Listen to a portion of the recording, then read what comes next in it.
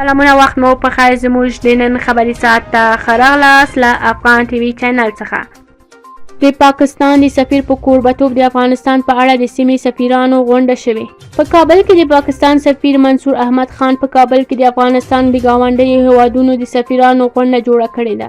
نوموړي په خپل ټویټر پاڼه کې لیکلي چې یاده غونډه یې په خپل سفارت کې جوړه کړې او د ایران، ترکیه، ازبکستان، ترکمنستان هیوادونو او د اسلامي همکاریو سازمان سفیرانو پکې برخه لرل. پاکستان سفیر ویلي دی په دغه غونډه کې د افغانستان د سولې، ثبات، پرمختګ او ورسره د سیمې د تړاو په اړه خبرې شوې. د طالبانو زیاتو متقدینو د دغې غونډې په اړه مختلف بحثونه کړي.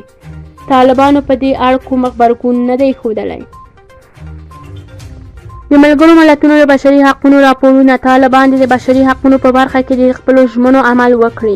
ریچارډ بن چې د بشري حقونو څېړنې په موخه افغانستان ته راغلی و، د تېرو ورځو په کابل کې په یوه خبري غونډه کې د هېواد په بشري حالتونو اندېښنه څرګنده کړه او په اهل تشیع باندې د ترهګرۍ بریدونو سیستماتیک وبوله او په پایله په هکله یې خبرداری وکړ. هغه له شپږم ټولګي پورته د نجونو ټولګیو بندول، د ښځو ته په سیاسي برخه کې ونډه نه ورکول، د بیان پر ازادي محدودیتونه او د ښځو حجاب په اړه بیلابیل فرمانونه ته په اشاره سره وویل. زه به په طالبانو چارواکو غږ کوم چې په یادو ژمنو کې د خپلو پالیسي بدلې کړي. د ملګرو ملتونو د بشري حقونو څېړونکي تاکید وکړ چې داسې یو ټولګډون حکومت جوړ شي چې ټول پکې خپل ځانونه وګوري، د نارضایتولو لپاره یو حل لاره وموندل شي.